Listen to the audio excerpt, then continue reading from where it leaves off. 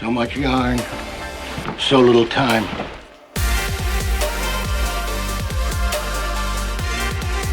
Big spindle yarn. Quite the ripping yarn. Shall we start with the yarn? Bring that in a bit. Get comfy. Beauty. All right, welcome back. I think this is, what am I on? Episode 8, I think. And we have I don't even know how to pronounce your last name. Suurkivi. I can't even say that. He's got a last name, but I can't pronounce it. The ambassador of Stoke himself, Ted. Suurkivi. There you go. We've Yeah. got Ted in the booth today. And yeah, I think he's got some interesting topics to go over. So, for starters, I have zero knowledge or want to ever do speed flying. But those videos you've been putting up on YouTube, I like binge watched them the other day, bro, and I was like, I'm stoked, like watching it. I'm glad to hear that someone's watching. Just the energy. I'm like watching it. I'm thinking that. I'm like, I never want to do that, but I'm like frothing watching you do it. I totally understand when you say that. I never want to do that. It looks dangerous. I've always wanted to do that. Well, as long as I can remember, I always wanted to like do sky sports or fly. Mm-hmm. At least, yeah, when I was 15, I was in Norway and I saw skydivers and paragliders landing and I was like, whoa, like, what's this stuff? And then later on, YouTube came and all those kind of things. So I started seeing more and more that, but it felt unreal. Still felt like it's something I wouldn't be able to do because I don't know anything about it. Here, it's a different story. Now you're doing it. We have a pretty cool little community here that are pretty active, and I'm doing it. You're doing it. You're flying. I'm very happy and stoked. I'm like watching it, and I'm like, I'm stoked watching it, and at the same time, I'm like, it's like nerve-wracking for me. It totally can be. Like when I saw you fly down through, there was like 2 fence posts, and it looks like you go between them, and I'm like, Yeah, the sketchy. gate was open and kind of had to fly through it. And yeah, like with everything, in a sense of similar thing as snowboarding in trees. Fast speed, you just got to navigate through, and with time and practice experience, you gain control. Yeah, there's dangers in every sport, no matter what. Yeah, yesterday we went up Coromandel Peak just for a sunset lap, and we were talking about it, and it was kind of just like, yeah, like speed flying, it's pretty safe sport, like when you're in the air. Yeah. But when things go wrong, that's where, yeah, like speeds are high. The potential for things to go wrong is there, but once you've been doing it for a while now, you're probably like, it's all good. It's all good, but it's still like I'm still a beginner, or maybe I can say maybe intermediate. I've only done it for a year, but I have quite a lot of flights now under my belt. I saw that in one of your videos you were saying how you ticked over a year or whatever. Yeah, 1 year, 200 flights. The last day of the first year, I got 200 flights, which in Europe, that is easy to do because everyone like chairlift access, jump on a Gondi, don't have to walk do up laps. the mountain. Here, I did 50 laps on TC with the car, and then 150 was walking, hiking up the mountains. Yeah, that's mountain miles, eh? Yeah, for a guy that really doesn't enjoy hiking, that's a lot of hiking. How heavy is the pack and everything? My bag is around 6 kilos. Now probably 7 because I'm carrying more extra layers with me because it's colder, of course. That's not too bad, eh? But it's not too bad. I don't really notice it. Yeah, if it was like 20 or something, it'd be a different story. But yeah, big paragliders, 13, 14 kilos. My bag is probably one of the heaviest because I'm flying with some of the safest harnesses, which is, yeah, heavier than most. You can get like really light, like 200-gram harnesses, and the smaller the wings get, the lighter they get too. So some boys probably hike around 3 kilos on their back. Fuck. Yeah, it's pretty terrifying, but I could see why you do it. The adrenaline rush must be next level. Well, how I see it is, it's the only sport. I've done many sports in my life, and it's the only sport where when I'm actually doing it, I don't think about anything else. Mm-hmm. Like skiing, I might still like halfway down the run, I'm like, ooh, I'm kind of hungry. You should go down, or some whatever thoughts might come through your head. But when speed flying, that's it. For that minute or 4 minutes, depending how long the flight is, that is the only thing I think till I land. And that's kind of where the relief or the rush actually comes in, and you feel it. Otherwise, you're in a flow state. All it is the air, my wing, and the ground, and me in between all that. And it's amazing. It's an absolute refresher to me. It just press the restart button after every flight, basically. I was watching one of your videos when you're like real close, and I'm like, if you had a lapse of judgment for like 2 seconds doing this shit, you could fuck up big time. Yep. I don't know how close you actually are to like the ground, but it looks like you're really close. Yeah, depending on the situation, I'm still like conservative with my height in that sense. Taking it easy. Taking it a lot easier. Yeah. So depending on situation, a lot of times probably like 2 meters, sometimes 20 centimeters. Mm-hmm. There's occasions where you feel your airbag drag the ground a bit. 20 centimeters. Which I know airbag is around 20 centimeters. So once I start feeling that one, I'm like, okay, gotta like pull up a bit. So yeah, like, but again, you're there, you're low. When you know you can sit low. Like, at least for me, I'm not there like scared or shitting my pants that like, oh no, I'm too low or something like that. To me, it's like, okay, I'm here because I can at the moment, and it's a safe spot. And it's kind of, when you see the ground going, you can visually see the speed much better also. You can see it in your videos. Yeah. One of them, you came in for a landing, you're like 100k or something. I was like, whoo. Yeah, sometimes, like, did few, like, if you do like a turn or like a 270 turn, or really like pull the wing down into the landing and you level out, around 100k, and then you want to just like skim on the surface kind of. And hit the brakes, and when you like, when I touch the ground, it's around 30 k's an hour. So you gotta like go from 0 to 30 k's an hour. Legs are going like pretty hard. I love adrenaline stuff, but if there's one thing I'd never really like have gone towards, it was anything to do with flying. You know, like skydiving. I'm like, I have no interest in skydiving, but that's. Totally each fair. To their own. And exactly, that's why there's so many different amazing sports, especially in the mountains too, that you can do whatever you like, and everything's cool. Well, it's like you were saying, like, you know, when you're flying down there, obviously you're a lot more locked in because of the risk factor is a lot higher doing that. But like, you know, things like fly fishing are like that for me. When I'm on the river and I'm just like, you know, that's all I'm thinking about, getting my line there. Whatever, there's nothing else going on in your mind. You're just like focused on that one single task. It's so like you say, it's like refreshing. Sometimes if I have a shit day or I feel shit, go down the river for half an hour, I'm like happy as. Imagine doing that same thing. It's like, and technically for the brain, it doesn't matter what the activity is, as long as you can get that restart and reset. Far out. Yeah, I don't think I'll ever go speed flying, but I'll keep watching your videos. Awesome. I'll keep posting. Dude, the froth level on there though, like, when did you start doing YouTube? Not long ago. No, maybe now 2 months, something like that.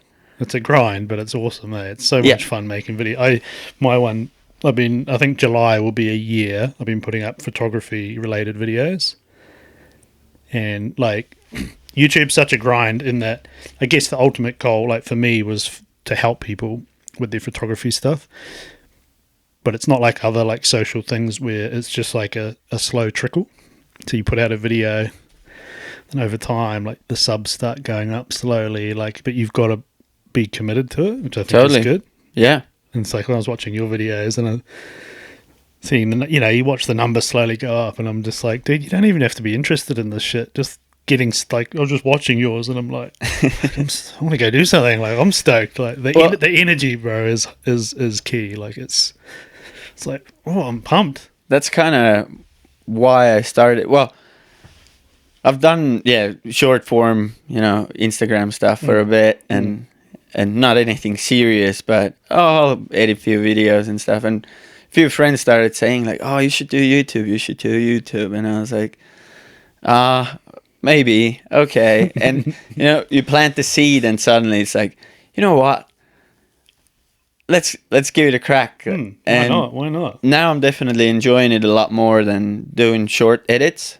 I like the process, and I love learning anything. So the editing part, the camera setups, I had no idea. I still don't. I'm still creative outlet. Yes. It's a creative outlet, eh? Like editing or even just filming, thinking of angles, this and that. Like Exactly. So much to learn. Yeah. you've done it like those videos, like the way you've done them. It's like the whole same with podcasts. Like the whole thing. Like I tell people, at the end of the day, it's entertainment. Yep. Like of all the entertainment platforms, whether it be Netflix, all the different ones, YouTube's the only one I watch because of the variety on there. Same. And that's why, like, I was the same where, I was the photographer guy. I'm like, I don't go in front of the camera. Like, that's it. That was in my head. That was the way I thought. Like, nah, I'm on this side of the camera. I'm never on that side. And I couldn't stand the idea of doing anything like this or YouTube videos or anything. And then one day you give it a crack and you realize, like, this is a skill. Like what you're doing is a skill, being able to film yourself talking to a camera and, just like we are here, not pretending, but we're talking to an audience. It's just on the other side of that camera. Yeah. And so I was watching yours. I was like, yeah, this dude's, he's got it. Like I don't know. I think it's like it's a growth thing where you learn about skills that you have that you didn't think you had. Totally. And things like being able to film, make YouTube videos and like this, the sound of your own voice and editing a video of yourself for hours on end. It's I've gone you really have to like yourself who's staring at you. Dude, it's been a battle too. And I imagine it is for most people, but for me, like the personal growth that you have to have, like I saw a thing the other day and it said the highest form of self-acceptance is being able to watch or listen to yourself on camera. And the more I'm doing like content stuff, the more I realize so many people just can't do it. Like they can't fathom doing this or videos or anything like that.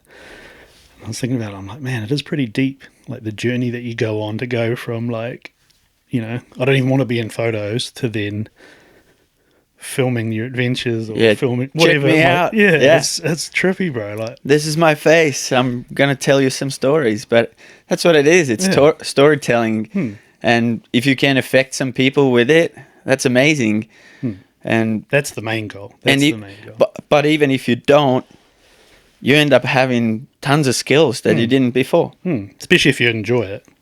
Like if you enjoy the process of making videos or photography or whatever the creative outlet might be, then you don't really have to think about it. Yep. I said that like in some photography related, most of the YouTube stuff I'm doing photography wise is like teaching people how to like make it a business and make money. And, in one of the videos I said that I was like, if you really want to do this shit, you won't even have to think about it. Because that's what happened with me. Like it's natural. You don't have to, it's like part of you, If you've got to force it, then it's probably not.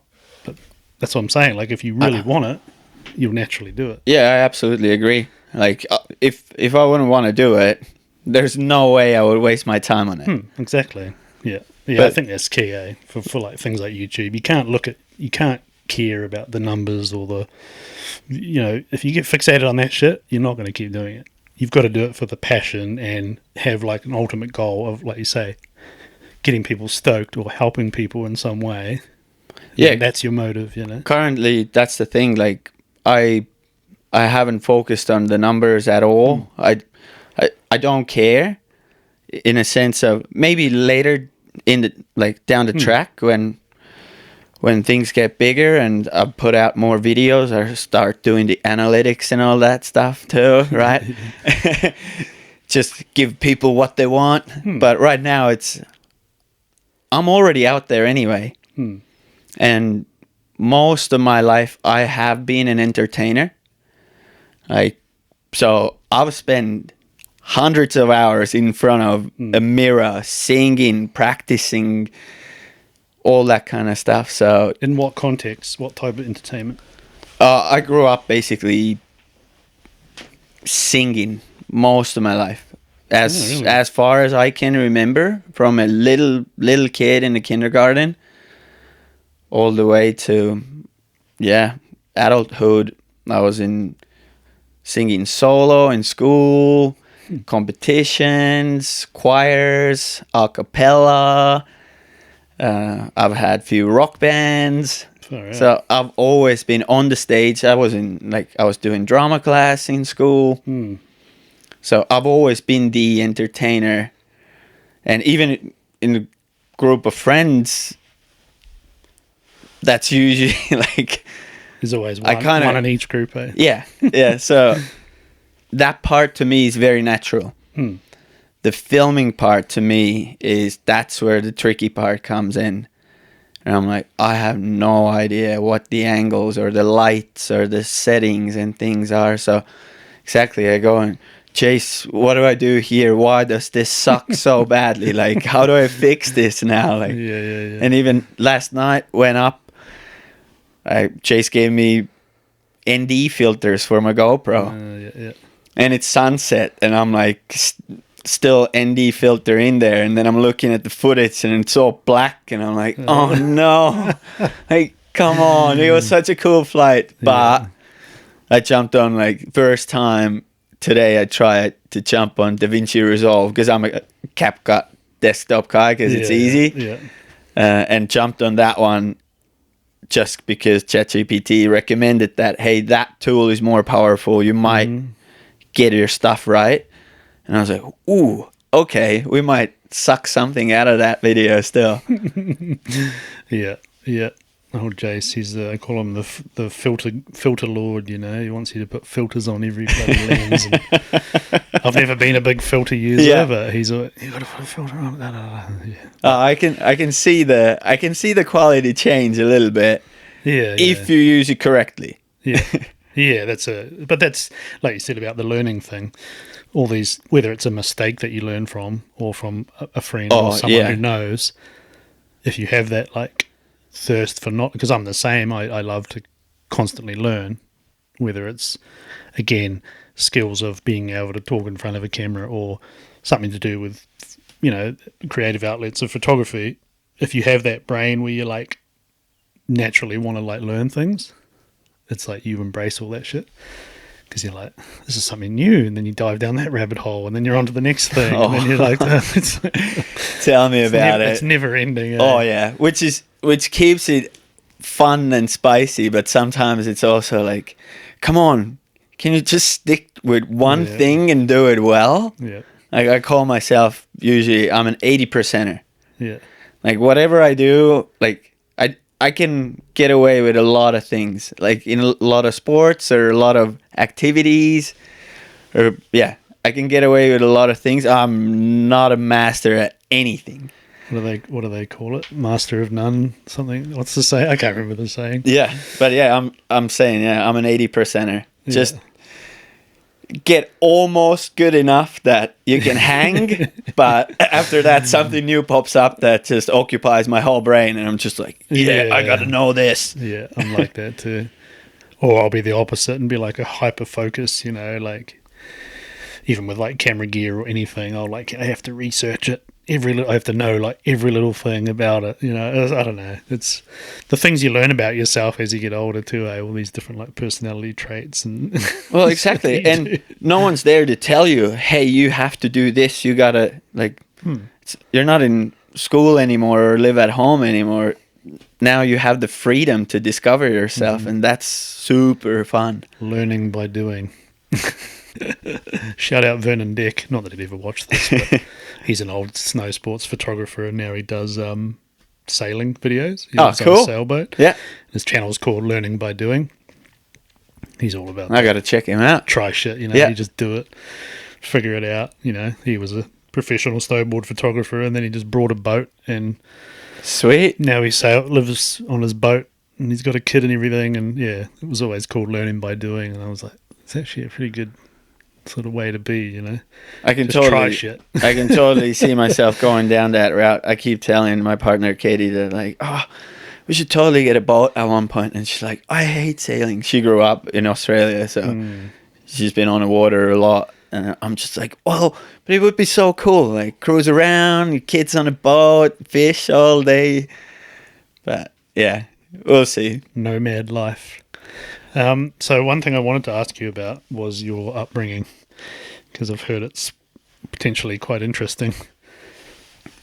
Do you want to tell us about it? It's, I guess it's different in a sense of I was born in, well, technically I was born in Soviet Union. I don't remember much of it. I was 4 when Soviet Union kind of collapsed. So I remember very little of the actual like being behind the Iron Curtain. But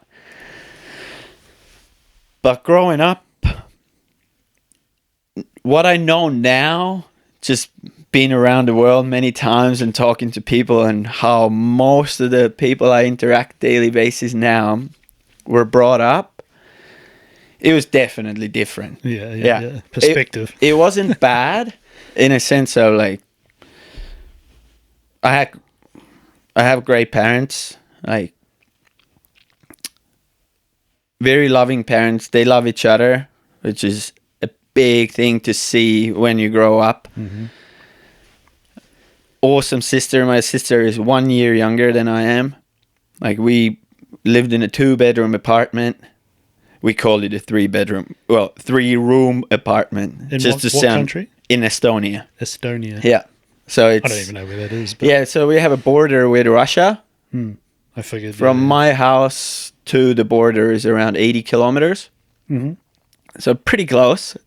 Close enough. Yeah. And then we have Latvia underneath, and then Scandinavia sits just above us. Like Finland, Sweden.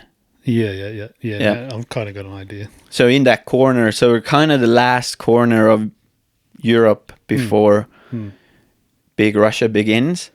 So heavily influenced by Soviet Union. What year? How old are you? What year was that? I'm 37, so Yeah, I same was age as born me. 87, 91 the Soviet Union collapsed. I went to school 94. School was countryside school, 500 kids, and that means from first grade to the 12th grade. So we have 12 years of school. Everyone's in the same school. So So it's not like here where you have primary, intermediate, high school. It's just like there's still levels, like the primary and like high school starts your 10th, 11th, 12th grade is high school. but it's all together. But it's all together in same buildings. So you're interacting with all sorts of people all the time. And school was quite fun. I was definitely probably pretty annoying in classes. Now that you think back.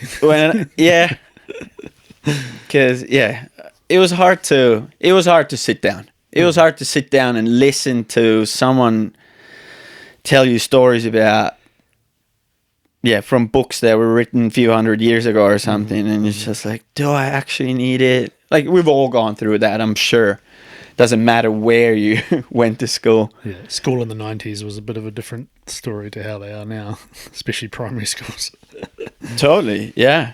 But yeah, I gotta think, like, very early on, like age of 5, my parents put me into judo. Mm-hmm. So I was doing judo and wrestling and dabbled in different martial arts, but judo was like my main thing. I had to do that.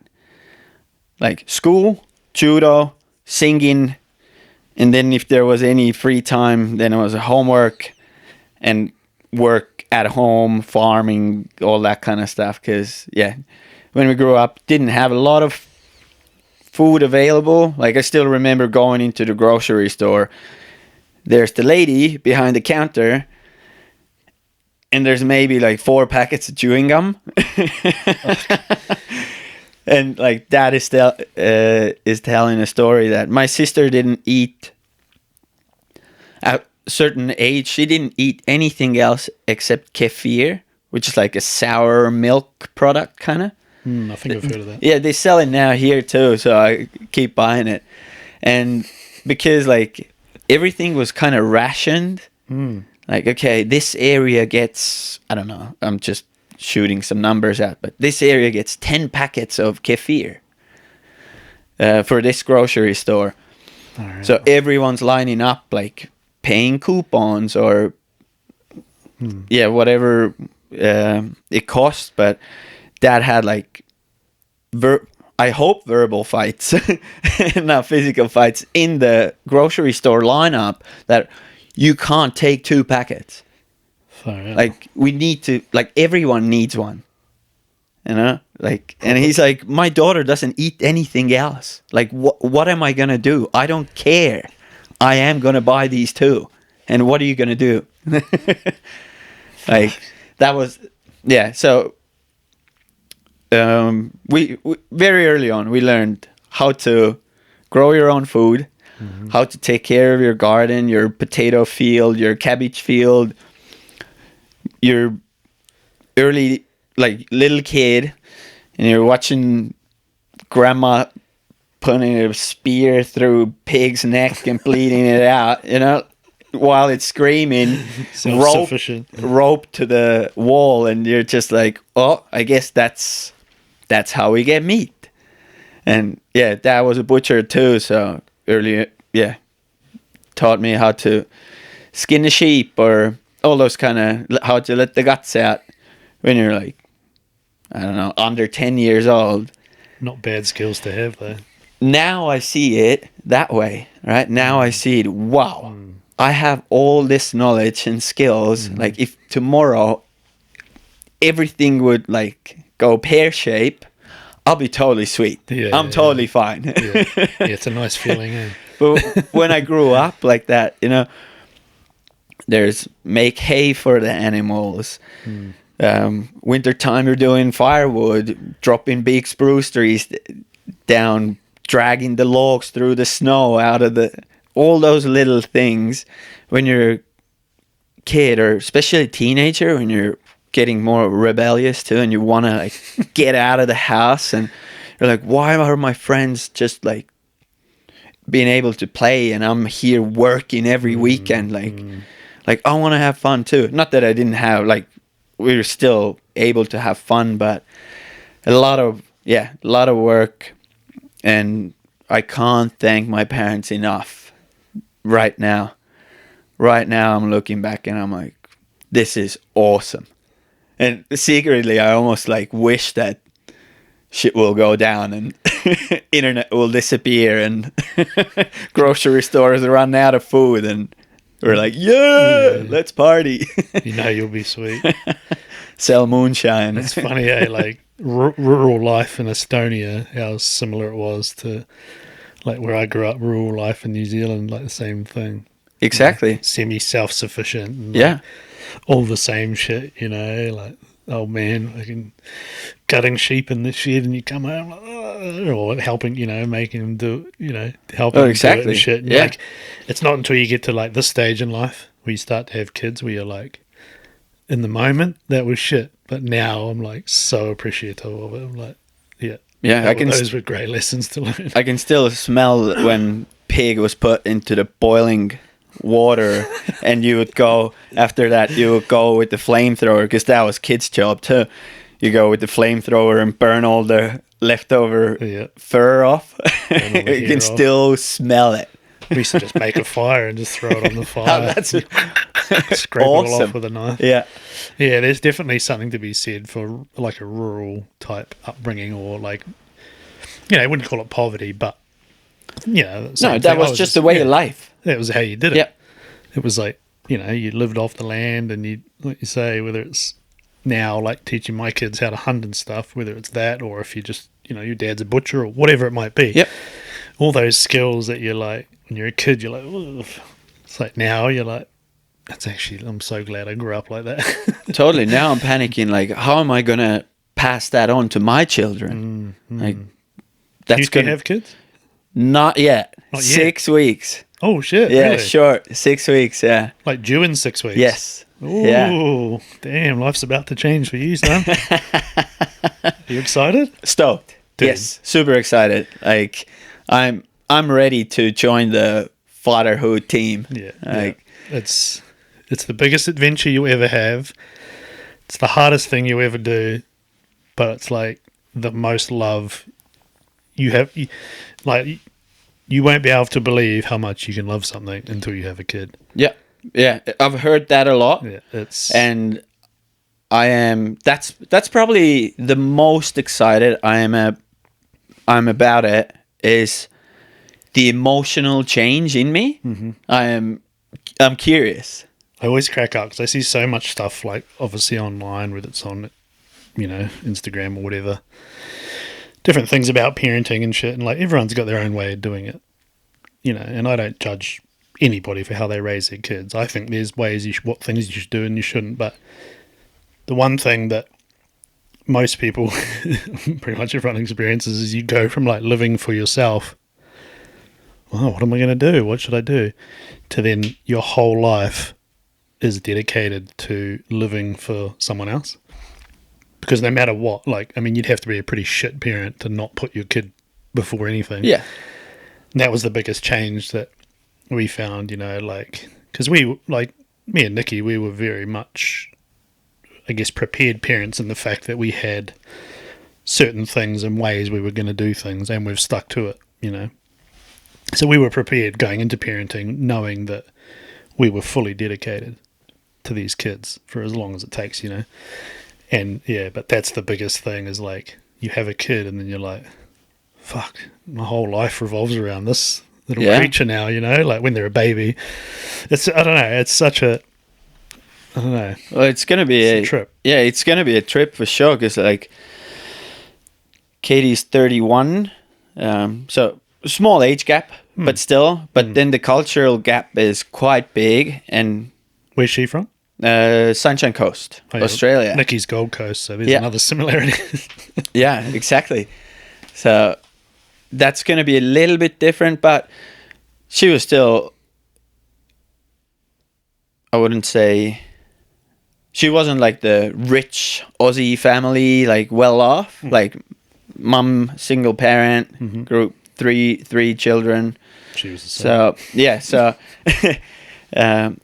it's going to be interesting to, navigate that, the culture side, but then also how am I going to teach my children to value what I learned when I was a kid, when the world is totally different now? That's going to be another thing to like figure out. That's where you've got to have a plan. Yeah, some sort of a plan, which for now, so far, we've been just like, we'll get to it. Not so much a plan, Yeah. but an idea of how you want to raise children and the things you want them to learn and, get benefit from. Like you say, that people see me out like shooting rabbits with the kids or taking them hunting and shit, and they're like, oh, that's a bit odd. Yeah, that's a It's bit like, crazy. Yeah. It's like, yeah, but I don't care. You know, like I say to Roy, I'm like, look, when you're an adult, I don't give a shit if you don't want to be a hunter. She's fully keen on it now, and she's fully like got her whole hunting career planned out. But I'm like, but giving you these skills and this stuff is going to give me closure, knowing that, you know, like you say, if something goes wrong in the future, you'll be sweet. Yeah. Same with the gardening and all that shit, you know. It's Don't like, have to run straight to daddy. Help, help, help. Exactly. It's like, Yeah. mom and dad, help me. Like, nah. independence, eh? Yeah. But yeah, the other thing about parenting is you can't. You've got to have your ways of doing things and just do it. There's so much shit out there, bro, and like everyone's got this and you do that and you can't do this. It's like, no, it's like you're reproducing. Just fucking raise the kid how you think it should be raised. Like, don't let external forces Totally. change the way you think. No. That's always been my thing. I'm like, you know, I don't give a shit what you think's wrong or right. This is what I want to do. This is, you know, I think this is right, and they're my children. End of story. Yeah, this is how I see the world, and I pass it on to my children with also an option for them to change their mind. Not just like, or courage to change their mind if they want to. Not just like, this is how things work and this is it. Like, that's it. Yeah. Yeah. No, it's a trip, bro. Like, I'll never forget the moment. Because we moved back to New Zealand when Nikki was 6 months pregnant, I think. Because like we were in Australia, and I was like, I do not want to raise children here. I was like, no offense to Australia, No, beautiful place. but it's extremely materialistic and extremely, you know, I just saw through a lot of that shit when I went back when I was older. I said to her, nah, we've got to go back to NZ. That's where I want to raise kids. And Royal was born, and you go to the hospital, and like she was preemie, so she was at NICU for like a month or whatever. But then you don't think about the moment when they're like, oh, okay, here you go, off you go. And you're like, okay, like what do we do with this? Like I don't know. We just felt so out of, because like I said, you've just lived for yourself, and then you're given this little creature that you've got to like look after. And it was, I don't know, I just remember that moment. We just looked at her in the car seat and we're like, oh, I guess we're driving back to Wanaka and we've got a baby now. Like, it was, Exactly. Even though we'd been there experiencing it for a month, we had the nurses and everything. But yeah, that moment, It's still, when you leave with the baby, it's a trip. But it's instinctual. Like I said, we were like, okay, we'll figure this thing out, and you do. Because, and you absolutely do. Yeah. That's how I say to a lot of people. They're like, "Are you nervous and stuff?" I'm like, "Hey, look around you. Data tells me that we'll be totally fine." Like, there's meth heads that have grown some children and stuff. So I reckon we'll be sweet. Yeah. Don't worry.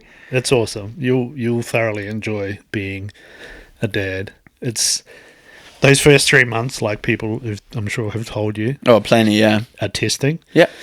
But like I was talking to someone the other day, and I was saying, you know, but it's almost that it's a test, because it's sleep deprivation.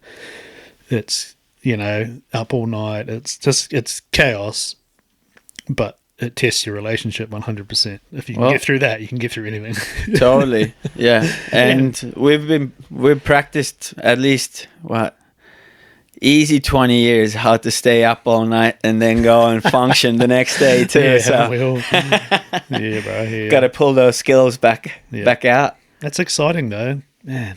Yeah, yeah, and just Dad's birthday was yesterday, so I was talking to him, and I was like, "Oh yeah, we'll hopefully get there by Christmas or something with the baby." And Estonia to the proving grounds where it all went down. So is your long-term plan to stay here and sort of raise a kid here, or kids? For now, definitely would love another one for sure. You gotta bang out. You gotta bang out too, bro. Just you know. Well, and like, I have a sister. Katie has brothers, sisters. So, we know how it is. It's tough, but it's also fun because you always have a friend too. So, they can learn how to interact with each other, and few kids would be cool. Depending on, of course, if financial state allows, I wouldn't mind 3-4. Keep Like- keep banging them out. Exactly. Sounds like a good time. But we've definitely talked about it. I think at least first few, like 2-3 years, we definitely want to be here. And Katie and I both see this place, like Wanaka, as our home. Like, we love this place so much. Like 2017, when we first time moved here. That was when we moved back. Yeah, 2 weeks, and I read found in my journal that we'd been here 2 weeks, and I wrote, "I'm not done traveling yet, not ready to settle down, but this place feels like home." Yeah. And now we moved back here 2022, just when the borders opened, for that reason, because that was home. We definitely want to take the kids to Europe at one point. Also because there's awesome speed flying there. Ulterior motive. for Yes, Dad. absolutely. Not going to even shy away from it. But it would be cool. Katie's never lived in Europe. So it would be cool for her. But also for my parents to be able to like make a connection with the grandkids. And my sister lives in Germany. So they don't really have anyone at home. In that sense, it's easy to travel to Germany, but from Estonia to New Zealand to come and visit, that is a long way. Yeah, it's a big trip. Some lady told me the other day, like, "Oh wow, you can't go any further away from home. If you try to, you start going back." I was like, "Oh shit, it is so." Like, Yeah, it's true. Yeah. Back. but yeah, way. probably not gonna live in Estonia, just for the pure fact that there is no mountains. And we tried the ocean life and all that. We lived in Goldie for a year. Not for us. Mountains are where we belong, and so when we moved to Europe, maybe in Austria, maybe like northern Italy or Switzerland, depends. Somewhere with hills and mountains and Yeah, basically, like, let's find a Wanaka in Europe and live there. But probably not like indefinitely, because there's way too many people in Europe. Like, what I love about the New Zealand mountains is you walk out and except Roy's Peak track, go anywhere else and you just barely see people, which is, you're one with the nature, and I really enjoy it. I assume most people here enjoy that. well, here in Wanaka, yeah. Yeah. There's a reason why it's growing so quick. So Yeah. many people come here and be like, "Yeah, this feels like home. Yeah. Let's move there." It's not Yeah. a bad thing, but yeah, it's and that's the perspective, like growing up in New Zealand. You know, coming from like where you grew up in Estonia with like the Soviet Union and all this shit, all that stuff. People that grow up in New Zealand don't know how special it is. And the main thing is most of them haven't travelled. Yeah. They haven't been to third world countries. They haven't been to countries that have dictators. You know, like all they've seen is New Zealand, and they whinge about it. And I'm like, shut the fuck up! Like, go and get some perspective, and then come back here and tell me it's shit. I'm got totally no idea. with you on that. Yeah, like a lot of times, I don't want to like say anything bad about like people, but you have no idea how good you have. Yeah, And like, especially with people that come from like well-off families, like wealthy families, and that is awesome. I am so stoked for you. But please stop whinging about random shit. Like, dumb shit. yeah, like, come on, you have no idea how good your life is. Yeah, that's where But it's all perspective, right? if you don't have that perspective, I understand. Exactly. Yes, you didn't get something. What a hard life. Yeah. Yeah, I'm a bit more blunt with it, bro. I can't stand that shit. I'm just like, shut the fuck up. And yeah, but also that's where the Stoke comes. Like, Exactly. I am so happy. I'm genuinely so happy every single day. Not that I don't have downsides, but as soon as I'm out the door and I'm in those mountains, I don't on the camera. That's not the act that I'm like powering up. Like, yeah, like I do that by myself without the camera. Well, and that's when I was saying watching those videos gives you that energy because it's authentic. You can tell. You can tell when someone's full of shit. You can tell when they're hamming it up. Yeah. And I'm personally all about authenticity. When you see that shit, you can tell, like, yeah, you are fully stoked doing that shit. And you're like frothing on life. I'm laughing. I'm like shouting things out loud. There's no one around me, and I'm just shouting things out loud. And like, basically now flying has taken over, but like, still, I love mountain biking. I love skiing and snowboarding. All those like, or anything new. And when I sit back into the car and I drive home, basically every day I just say I say out loud, holy shit, I love my life so much. Yeah. Like, this is so cool. That doesn't mean I don't have my struggles or my down days where everything feels absolute crap. Yeah. But generally speaking, this is so awesome to be here. And to be able to live this life. Like, I listened to your podcast when you did it solo too, and you're like, you don't care about the materialistic side and things. Same. Like, if I can just get by, and that gives me time to do shit Freedom. that I love, that's the what it's best. all about, 100%, bro. And that's my goal with like the YouTube stuff, or because there's plenty of other plans that are in the background that will layer on top of that YouTube stuff. But idea is, not to work for other people, create income. I'm big on that. Create income not just from home, but doing stuff yourself. Yeah.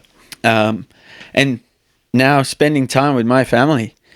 Like, my dad didn't have that option. He worked all the time, and later years he was doing shift work too. So he was working 1 week nights, 1 week days. So pretty brutal schedule. And now he's retired. He had some he had depression and things. So he retired when he was 55. Now he's pretty damn good. For him, he's really good. Yeah. And it's good to see that. And now his interaction with my sister's children, to see him so happy. But he told us too that his biggest regret is that he didn't have time with us. Yep. And I want to absolutely avoid that. Exactly the same as my situation, bro. My dad was the same. It's a whole generation that age group that just worked and did what they had to do, because dad's the same, like, same thing, similar upbringing, very rural. Like, he was down the other week, and like you said, he's like having a few beers, and he's like, like, there was some weeks where he barely made $50 from a business that he owned, and and he gets emotional talking about it, because I do try and talk to him about it. Totally. And and like, we were talking about kids, and he got all emotional saying about that he still made good kids, even though like you said, like you said, like, they weren't there a lot of the time. And we were talking about the generational changes, how you try and rewrite sort of like what you didn't have. Yep. because that was our plan too with parenting. We are there 100% because, again, millennials, our generation, we were the kids of that generation who always worked, and we were the kids whose parents weren't there for shit. Now we've got to be the parents that right that wrong and be there, and like that's what we do. Yeah, Same thing. You know? Yeah, we also have way more options to be able to generate income, Make money, so you could be there a lot of times. Which is, I'm stoked, and selfish Ted is kind of on the back burner in that sense.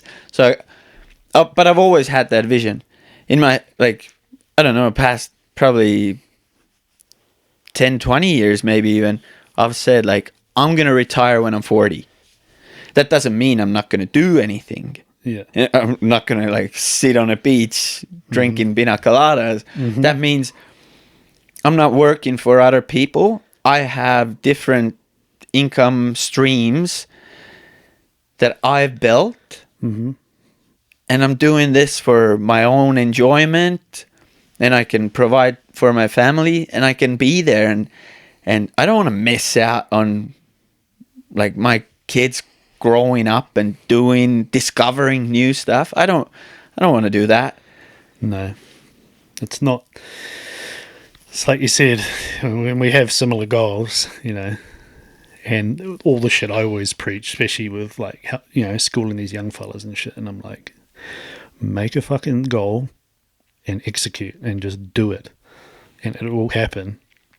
And then just with the photography thing, same thing. I had a plan. I said, by this age, this is what I'm going to make my income doing.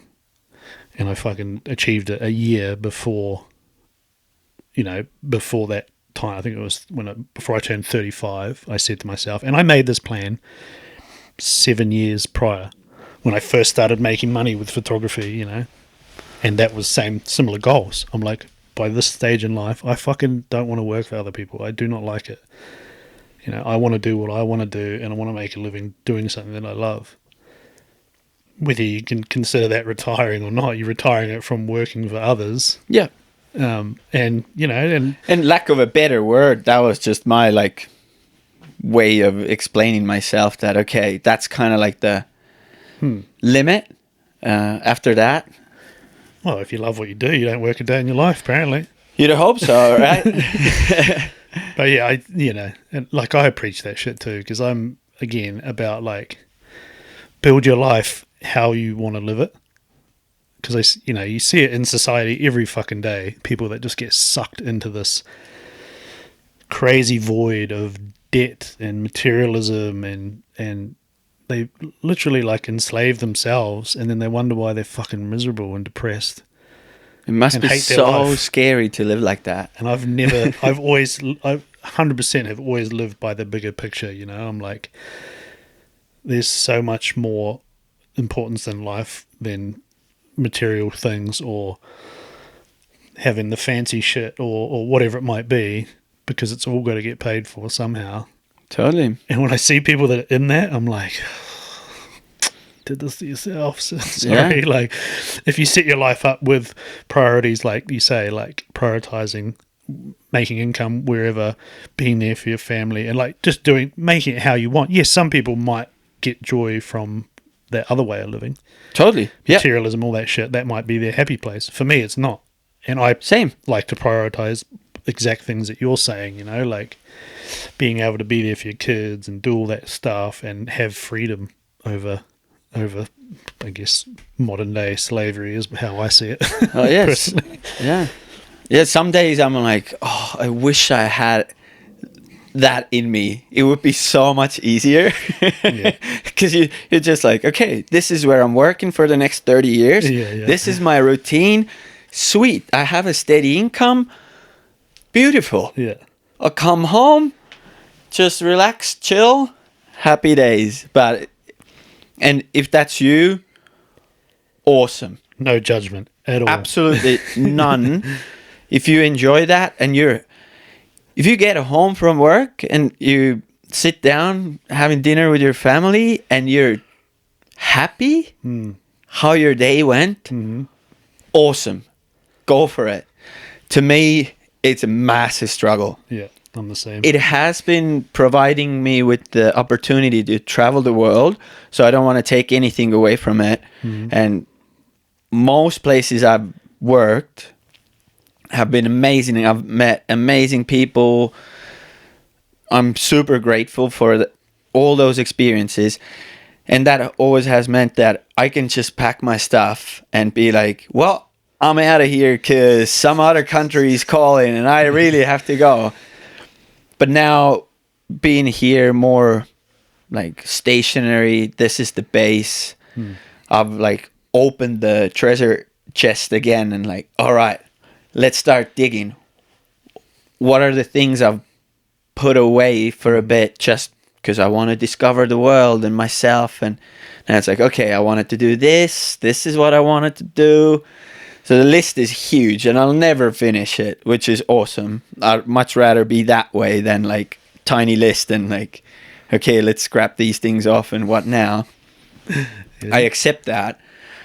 And There's yeah, nothing wrong with constant growth, bro. no, You know, you can't.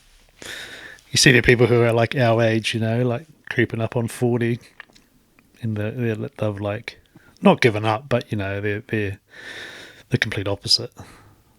They're just like you say. They're just like, okay, this is my life, work, and whatever. Again, it's hard to say because I don't want to be judgmental. Like, you know, do you? totally. But there's so many examples, like in a sense of if you grow up in a household when parents live that lifestyle, that's normal, and you take it as, okay, this is how life works. Like I remember being a kid thinking, when I'm 40, I'm probably just packing it up because like there's nothing else to do and you're so old.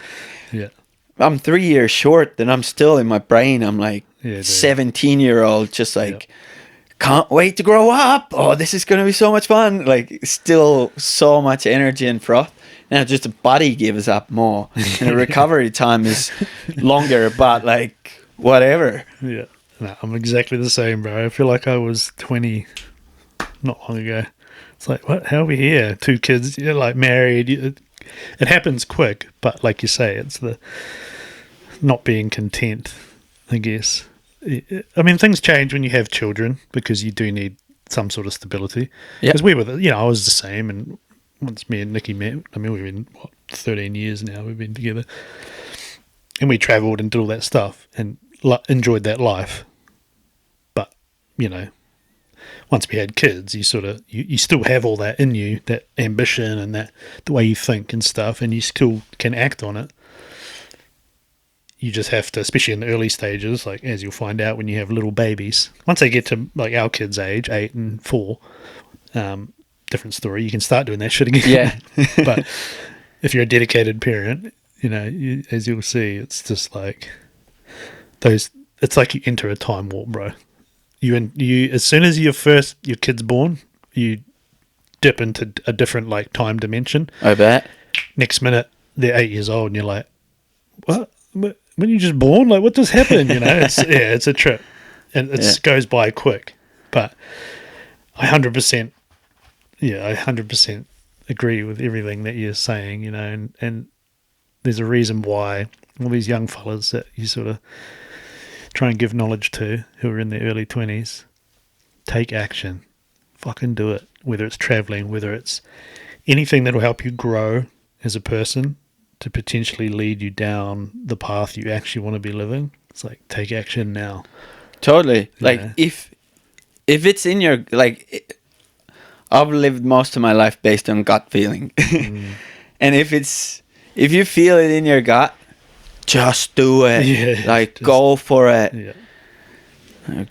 Yeah. Like, I agree. The fact that, like, I wanted to go and travel so badly when I was younger, but it wasn't a thing. It wasn't. No one really did that. That I'm just gonna pack my stuff. Like some of the, I think when I was 18 or so, some friends started going to Australia because it was quite easy to get visas. But there was everyone came back basically. So it was just kind of like a holiday away, and they made bank and sweet, right? Now live in luxury kind of. But I always felt like, no, I gotta like go. Like I gotta leave this place and I gotta go and discover like what's going on. Like some days I'm like, oh, I wish I was born in like 1500s and jumping on a boat and discovering a different continent and never see anyone again kind of style. That like it's been in me. You're an adventurer. Yeah, I can definitely say that I've always been like that, and I've always felt the need for it. And plenty of things in life happened why I didn't leave right away when I was 18. Like I just couldn't. And few tragedies and things that really like messed up my brain too, and I just was lost for probably around like almost 5 years. I was a pretty dark person in a sense of happy all the time, but like stuff that was going inside me was wild. And then when I finally left, because I was like, friends, let's go to Canada. Like Australia sucks. Like we just got, that was the second year where Canada allowed some visas for Estonians. I think maybe 100. So you sit there behind a computer like a lottery. Oh, totally. Yeah. New Zealand for me was the same. Like 100 a year, and you're just like ticking boxes and filling things out and hoping that you're in it.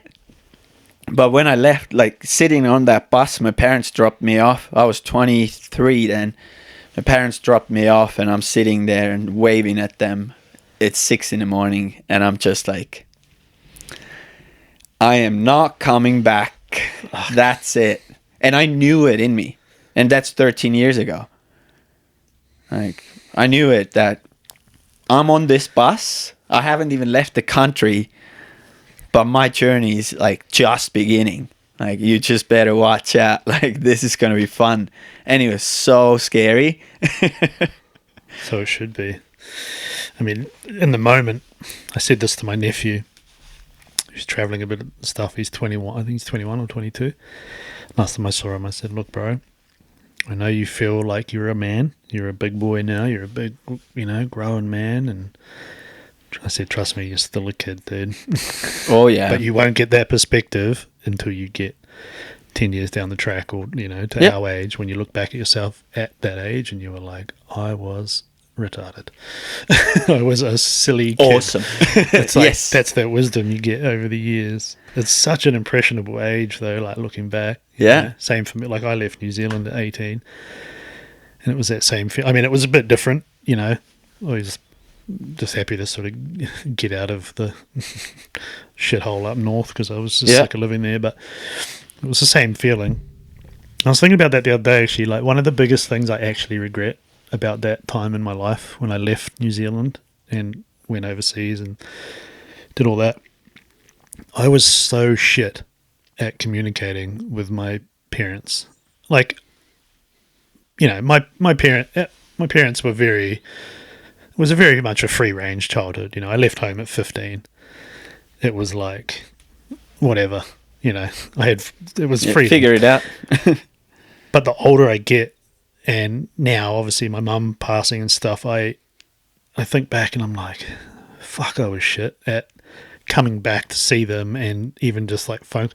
Dude, there was like more than a year, I'm pretty sure, I went when I was over in Australia, wherever I was, didn't speak to any family. I think back on that, I'm like, fuck, I would never do that now. How stupid was I, Like, I get it. Like, where I lived in Canada when I first moved there, I lived in the middle of like basically nowhere. There was maybe 50 locals in the village, and there was a hotel.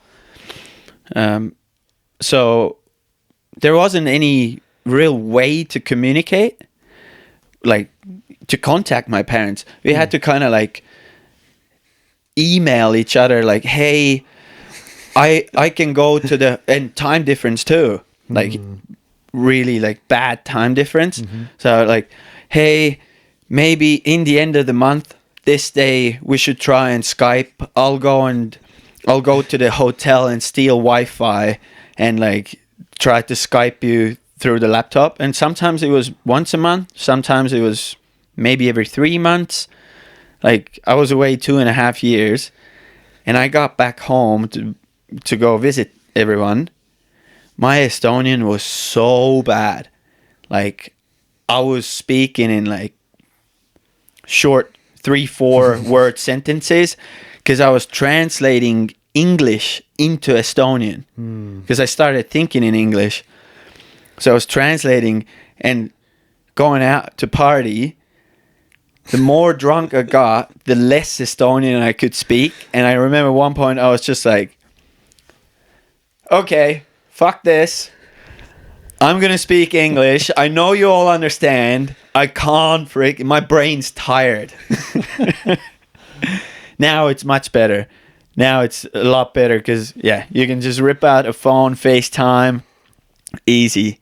Could you speak English when you left there or not? Yeah. Oh. We start pretty early. We start like 2nd grade or something. So they teach it. All our movies we have subtitles, not dubbed. Gotcha. So you always hear English, music. I was a singer too, so a lot of like we wrote music in English. It was pretty like chopped up and rough. And yeah, I remember moving to Canada and then kind of thinking like, you guys just wait.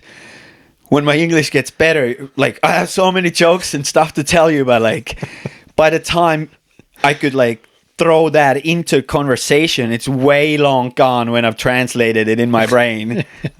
So I was always like missing out till I like, okay, pick up some English and get more fluent. But a lot of like the conversational English I learned from like Half Baked, Grandma's Boy, How High, those stoner movies. How High. Yeah. What a classic that was.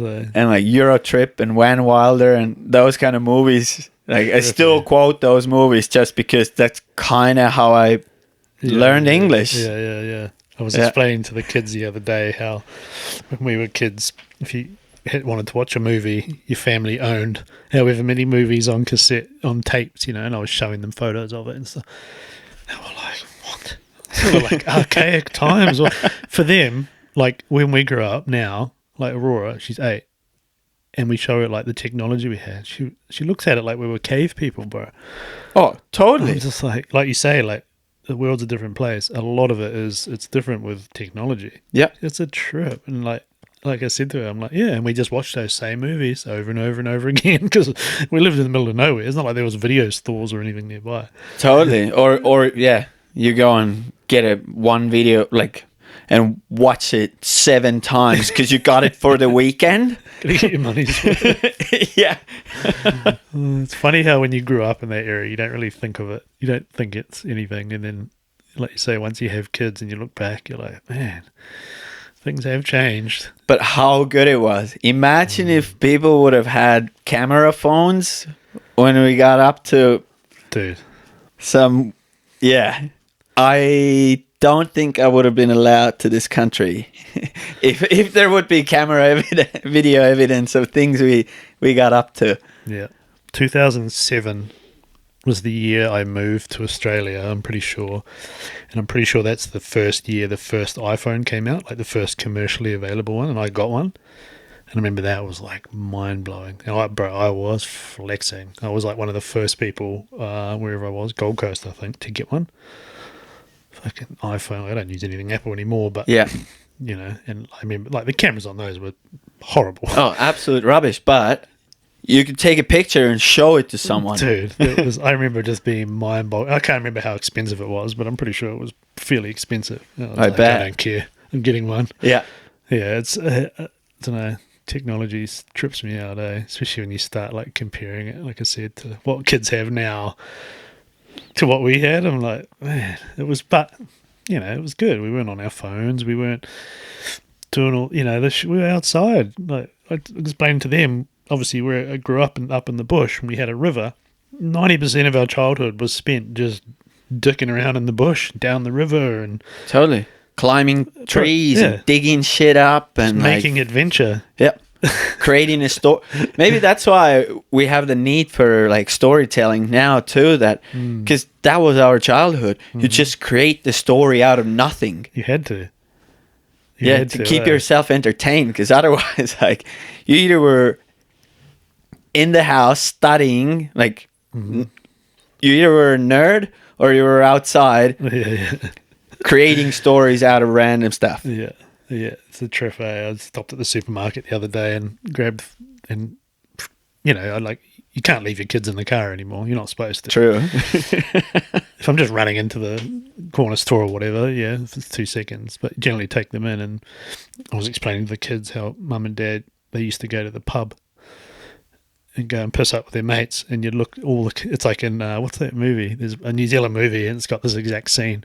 The local pub, and the kid looks up and looks through all the windows of the cars, and all the other local kids are sitting, and they just left you in the car for hours. Totally. There was nothing to do. You just sat there and just like made up. And I was explaining it, and they were like, you can't do that. And I'm like, oh. Well, you can. I can prove it to you. They fucking got pissed and drove home too. It's like, I don't know. It's just like, society changes, I suppose, and like technology. Oh, absolutely. I've definitely. There's been periods when I'm like, I wish my life would have been different, or like, why didn't I have this or that? And like, now I'm looking back, I'm like, I wouldn't change anything. Yeah, it was wild. Like, yes, I wish I would have grown up like skiing or doing having sick mountain biking. We did a bunch of that kind of stuff, but we were hitting jumps on cross country skis and riding mountain biking style tracks on road cycles with studded tires. We pressed nails through the tires, we still did the same stuff. The scale was just very different. Economically, it was just a bit of a different level. Oh yeah. You just worked with what you had, big time. Like when I left last pay at home, I'm pretty sure I made €2 an hour, which now is almost $4. But then it was still around $3. Yeah. So going anywhere from there, I made $10 an hour. I was like, I'm rich, baby. Like, you kidding me? I'm talking to people and giving them ski boots. I get $10 an hour for this. I'm a made man. Like, what a difference. I had that huge. I had that same moment when I moved from New Zealand to Australia at 18. Same thing. I was making like whatever it was, like $11 an hour here. Yep. I was like, man. Went over to Oz, first job, worked with my brother for this engineering company on night shift. Straight out the gate, started on like $24 an hour. And I was like, I was that dude. I was that Kiwi kid that went to Australia and was like texting home being like, get over here, this shit's legit. Yeah. I was earning so much money. I was like, I don't even know what to do with this. Yep. Like now that's nothing. But then it was like, what? This is insane. Like I just went to the shopping center. I didn't know anyone. I just went to the shopping center and just brought shit. I was just like, this is like a dream come true. And then all my mates I grew up with all ended up moving over there. And now I'm the only one that's come back. Well, for us, our Australia is Finland. Well, at least used to be. I'm sure the pay gap has like leveled out a lot more by now. But even I did it for like 3 or 4 months. I went over, like I dropped out of uni and Dad was like, you gotta go to work. Like, and I was like, well, fair enough. Friends were working in Finland already and they would come home and like, they make €10 an hour. Balling. Just let's go to strippers and here's bottles of vodka in the pub. Like just balling. And I was like, well, maybe that's my like destiny too. So I tried for 4 months. Another like tragic event, friend passed away, went for the funeral, didn't go back. I was like, I can't do this shit. This is ridiculous. Like, that was, not for me. That lifestyle was not for me, because I was like, I'm not here for money, and life sucks balls. Like, I'm dragging 20 ton of metal scaffolds every day in a freezing winter, in a Scandinavian freezing winter. For what? I'm wasting my time here. So I was like, no, I can't do that either. Gotta go back home. Went to school again. Did like a 2-year college. And as soon as I was done with that, I was like, hitchhiked through Europe for a month just by myself. I was like, I need to get out. Got to France. I was like, oh, mountains, right. Went back home, worked 6 months, got a plane ticket money, which was like 500 euros to Canada. And then Dad gave me another $500 so I could actually get on a plane with some money, which was $700 in a pocket. And I was like, oh, yes, freedom. Got there. Hostel was $840 a month. I was like, well, I'm already down. So I got to figure shit out. Fuck. And I'm so glad I did it. The mountains were calling you, eh? Yeah. I was like, fuck the money.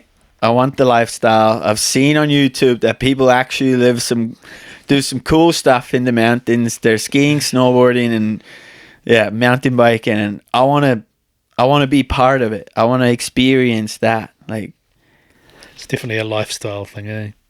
People always say that, obviously growing up in the far north where it's very coastal and warm and tropical, and like, oh, do you miss the ocean? I'm like, I do, but I think if I lived by the coast, I'd miss the mountains more than I'd miss the ocean. Yeah.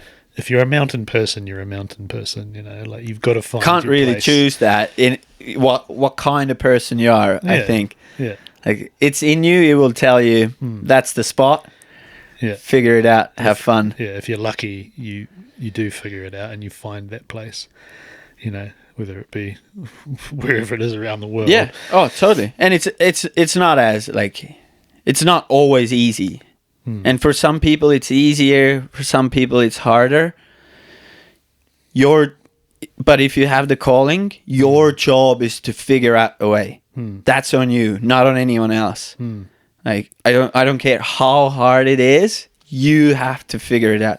And if you don't, well, shut up and grind. Shut up and grind. Yeah, that's it. Yeah, I was back to the parenting thing. Like, we had that was a vision. That was part of our vision, was like raising kids, in the mountains, wherever that might be. But that was the areas that we liked, having travelled and done winters and done all that. We were like, the more mountain communities are sort of our vibe. And that was always part of, and hence why we came back to Wanaka, it was, and I hate to be the preachy dad who tells their kids how good they've got it growing up in a place like this, but they do.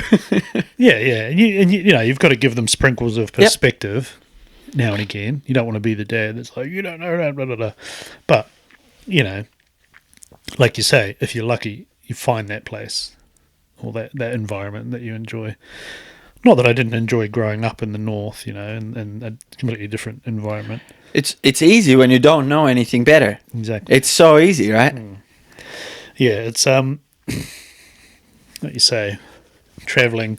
I think that's the perspective thing though, and that's why, like I was saying with the young crew, encourage them to travel. Like, dude, your age from 20 or whenever you leave school or home till 30, go and like figure out who you are. Like, travel, because all that shit is what makes you grow as a person. Like you say, perspective, living in different environments in different countries and seeing how other people live and giving you an appreciation for where you're from and all that shit.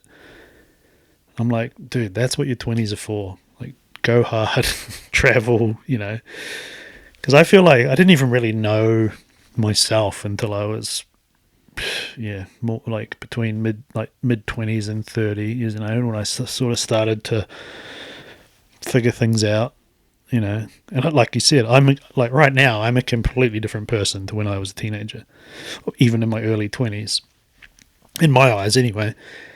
And, you know, would you get that growth if you just fucking stayed in your hometown and had some shit job that you hate and, like No. you said, just locked yourself into this life of semi-slavery and, you know, like whatever? No, you still have some sort of growth, but not like the traveling will do for you. Like, It's amazing, eh? The perspective shift. I was a lost loose cannon Same. for my whole like teenage to 20s or like up to probably basically till I met Katie when I was 29. Then like I was just lost in a sense of I didn't really have my own like place or didn't understand my place in the world really, and I kept searching things, and then I was like, am I always gonna keep just searching, or is there ever gonna come a time when it's kind of like, that's what I'm meant to do, and that's where I'm meant to be, and these are the people that I'm meant to be with, and But you don't find that unless you search for it, you know? No. Or if you have them like from birth till you die, awesome. Yeah. Enjoy. Yeah. Another similarity, like I was the same, bro, from whatever age.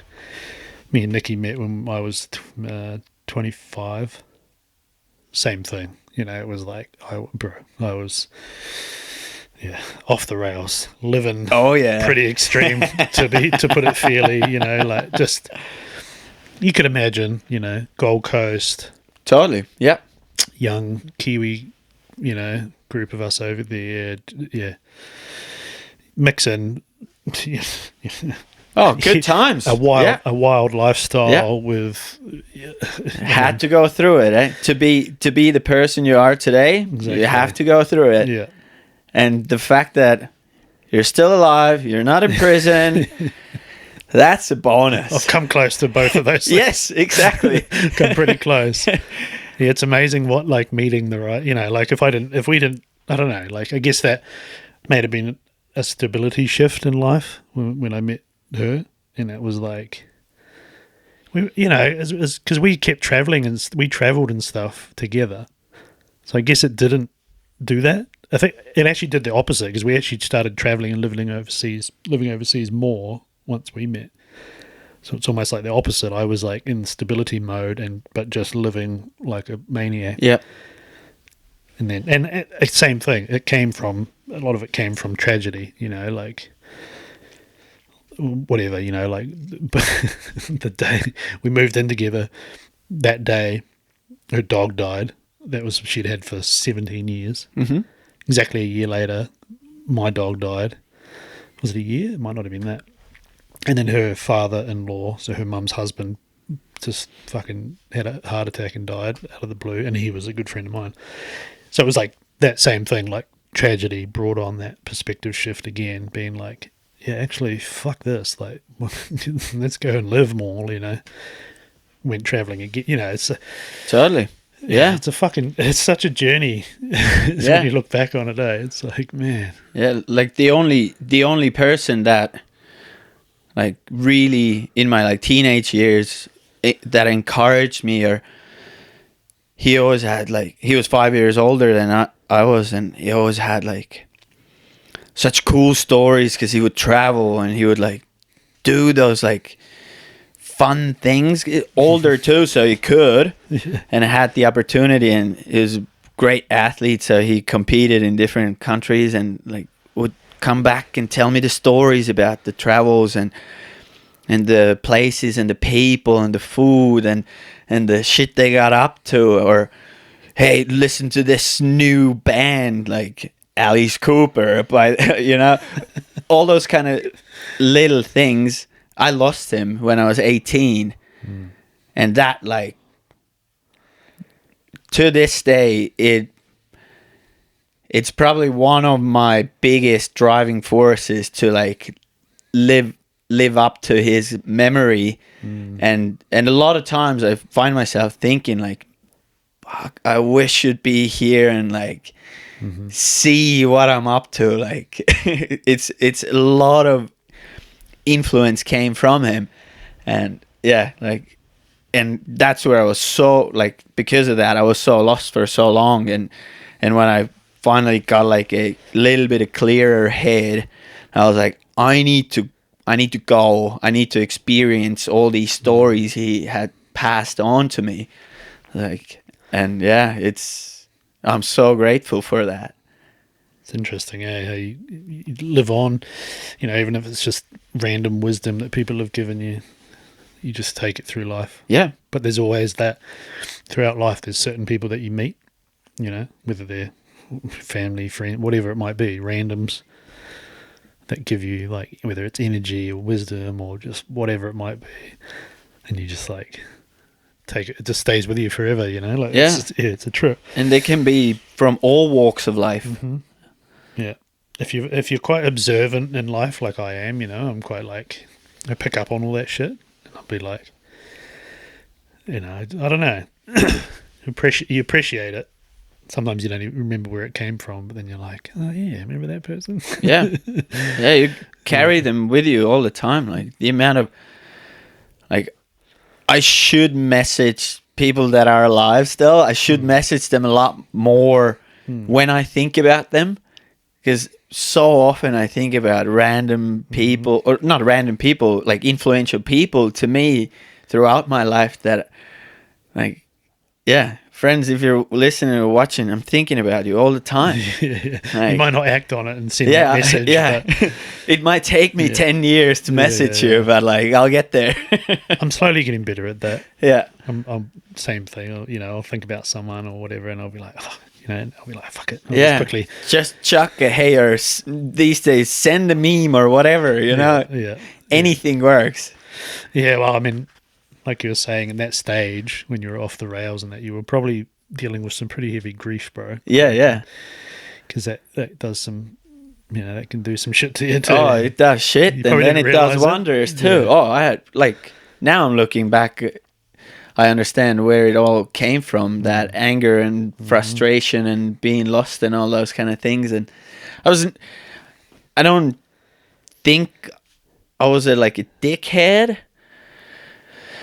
but I was just shitty person, mostly for my parents and for myself at first, I'd say. And then kind of, I guess, I never really wished anything bad to other people, but sometimes I guess my actions were a bit different, influenced by the shitstorm that was boiling inside me.